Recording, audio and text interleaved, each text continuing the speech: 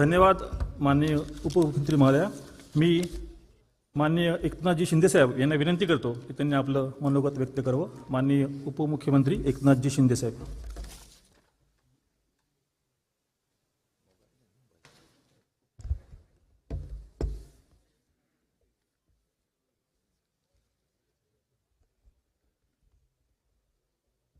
मराठी भाषा गौरव दिनानिमित्त आज जावे विनोदाच्या गावा या कार्यक्रमाचं आयोजन केलं आणि मराठी भाषा गौरव दिनानिमित्त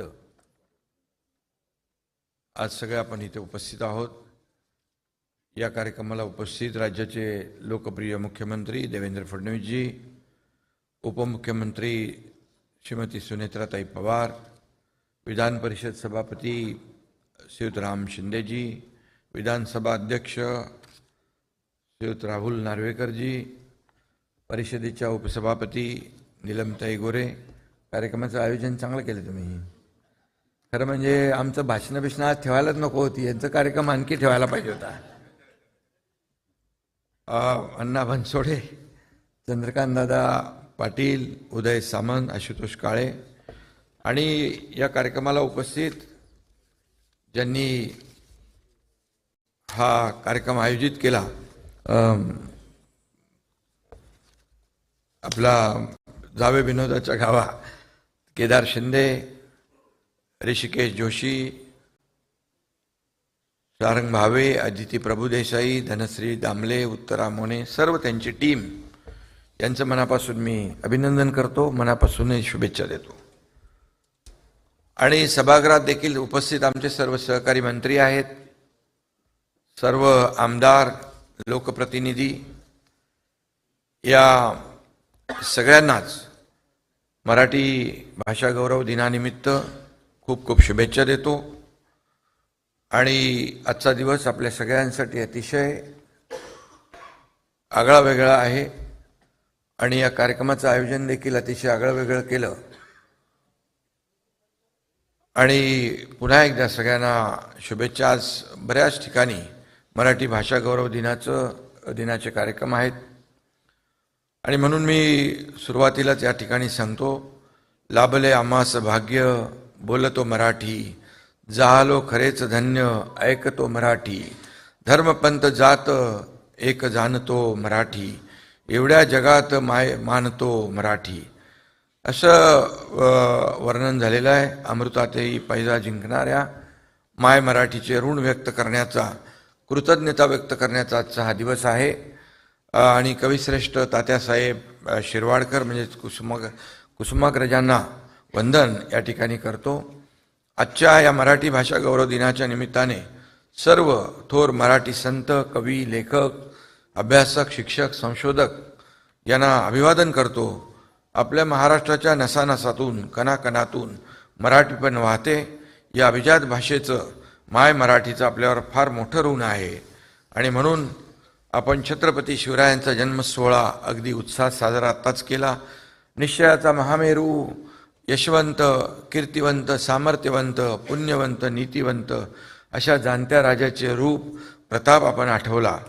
आणि म्हणून मराठी माणसाच्या अस्मितेचा हुंकार फुंकणारा आपला रयतेचा राजा, मराठी मातीतल्या संत सज्जनांनी मराठी समृद्ध केली, त्यांचा वारसा सांगणारी आपली माय मराठी आहे. आपली माय मराठी भाषा ही फक्त संवादाचं माध्यम नाही आहे. हजारो वर्षाची सांस्कृतिक परंपरा वर्तमानापर्यंत वाहून नेणारा तो पवित्र नदीचा एक प्रवाह आहे. त्या प्रवाहाकडे एक नजर टाकली तर ती परंपरा किती मोठी आहे हे आपल्या लक्षात येतं. आज मराठी भाषा गौरव दिनानिमित्त जावे विनोदाच्या गावा या कार्यक्रमाचं आयोजन केलं, याची पुन्हा एकदा मी आठवण करतो. आणि खऱ्या अर्थाने मराठी माणसाच्या रक्तातच विनोद आहे. संकटातही जो विनोद शोधतो तोच खरा मराठी माणूस. विनोद हा माणसांना जोडणारा पूल आहे. आणि अनेकदा राजकीय नेते देखील विनोदाचा भाग होतात आणि आपण बरीचशी उदाहरणं आज दिली आणि आमचे आमदार, लोकप्रतिनिधी खळखळून हसले देखील.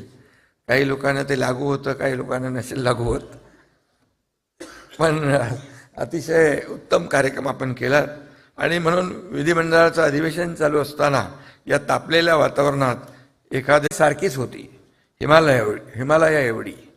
विनोद अत्रे म्हणजे आणि पु ल असं समीकरण मराठीच होतं.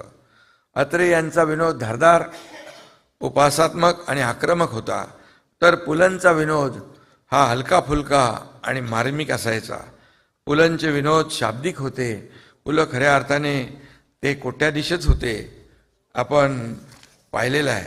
जावे विनोदाच्या गावा या आजच्या कार्यक्रमातून ही दोन्ही उत्तुंग व्यक्तिमत्व आज आपल्याला खऱ्या अर्थाने आपल्या समोर आणण्याचं काम आपण सगळ्यांनी केलं. त्यामुळे खऱ्या अर्थाने सगळ्यांनाच एक वेगळा आनंद या मराठी भाषा गौरव दिनाच्या निमित्त मिळालेला आहे. नुकताच विविध निवडणुकांच्या निमित्तानं आम्ही सगळ्यांनीच राज्यभर जे दौरे केले, एका सभेतून दुसऱ्या सभेच्या ठिकाणी पोहोचायचं म्हणजे कसरतच केली. पण या सगळ्या धावपळीत मराठी भाषेची कितीतरी रूपं कानावर येतात. ती ऐकताना मोठी गंमत देखील वाटते. भाषेच्या लहेजाची, वैविध्याची, गोडव्याची, आपुलकीची कल्पना देखील त्या ठिकाणी येते. स्थानिक संदर्भानं शब्द बदलतात, अर्थ बदलतात आणि याचं सतत भान ठेवावं लागतं. भाषेची अशी गंमत असते. खानदेशी, मानदेशी, हैराणी, कोकणी, वराडी, मालवणी या साऱ्या बोलीभाषा बहिणी बहिणी आहेत. महाराष्ट्रात त्या सुखाने नांदतायत. आता मराठी भाषेचा लोकल ते ग्लोबल असा प्रवास देखील सुरू झालेला आहे. महायुतीच्या काळात मगाशी निलमताईंनी त्याचा उल्लेख केला की मराठी भाषेला अभिजात भाषेचा दर्जा मिळाला. त्यावेळेस मी मुख्यमंत्री होतो.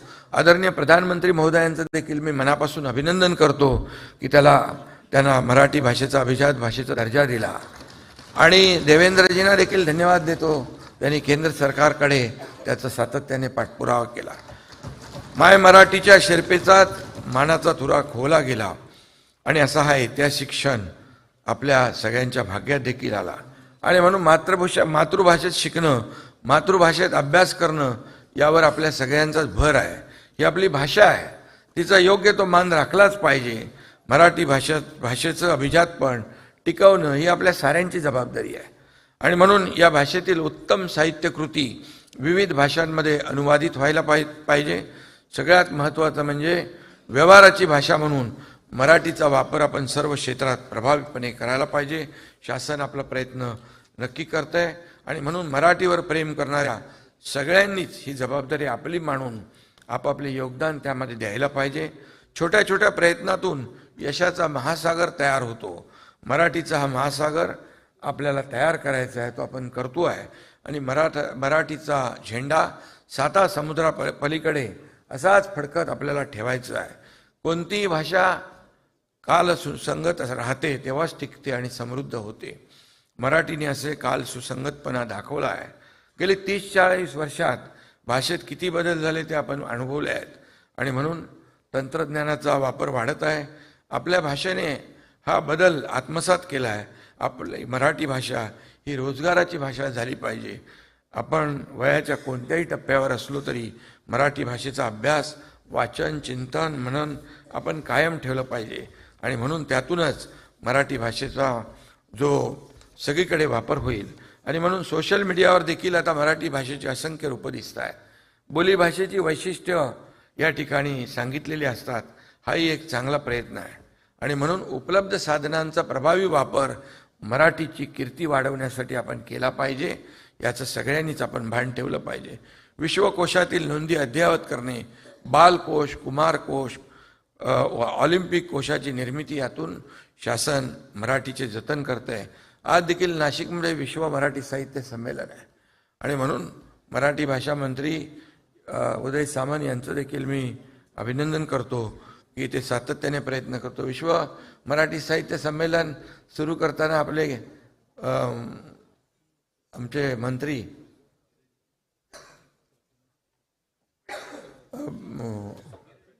दीपक केसरकर ते मागे बसलेत म्हणून आठवायला, दीपक केसरकर यांनी त्याची सुरुवात केली.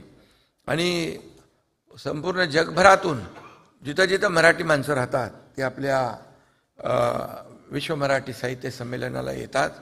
हे सगळ्यांसाठीच गौरवाचं आहे. आणि म्हणून या ठिकाणी आज मराठी भाषेचा जेवढा वापर आपल्याला करता आला पाहिजे तो आपण केला पाहिजे आणि मराठी भाषा ही अर्थार्जनाची भाषा नाही या समजालाही छेद दिला जातोय. शासन मराठी भाषेच्या संवर्धनासाठी कटिबद्ध असून साहित्य संमेलन, पुरस्कार, प्रोत्साहन, शासकीय कारभारात मराठीचा वापर, शालेय शिक्षणात मराठीचा वापर या सर्व माध्यमातून मराठीचा कैवार आपण घेत आहोत. आणि म्हणूनच आज मराठी भाषा गौरव दिनी आपण संकल्प करूया की माय मराठीचं वैभव वाढवण्याचा आणि माय मराठीचा वारसा अधिक जोरकसपणे संपन्न करण्यासाठी आपण सगळ्यांनी प्रयत्न करूया. जाता जाता एवढंच सांगतो, माझ्या रक्तात मराठी, माझ्या नसानसात मराठी, माझ्या श्वासात मराठी, माझ्या ध्यासात मराठी, माझ्या बोलण्यात मराठी, माझ्या वागण्यात मराठी, माझा अभिमान मराठी, माझा स्वाभिमान मराठी, माझा जन्मही मराठी, मी जातानाही मराठी, नशीबवान मी कारण माझ्या ललाटी फक्त आणि फक्त मराठी. आणि म्हणून गीत तुझे मी आई गाईन, गीत तुझे मी आई गाईन, शब्दामधुनी अमृत होतीन, तुझ्या यशाचा गुलाल उधळत चरण रजांना भाळी लावून, गीत तुझे मी आई गाईन, गीत तुझे मी आई गाईन. महाराष्ट्राच्या तमाम मराठी माणसांना आजच्या मराठी भाषा गौरव दिनाच्या खूप खूप शुभेच्छा. धन्यवाद. जय हिंद, जय महाराष्ट्र. धन्यवाद माननीय उपमुख्यमंत्री महोदय एकनाथजी शिंदे साहेब.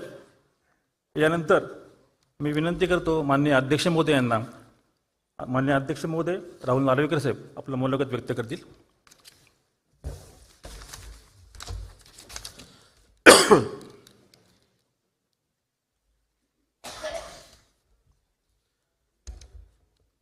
सर्वप्रथम आजच्या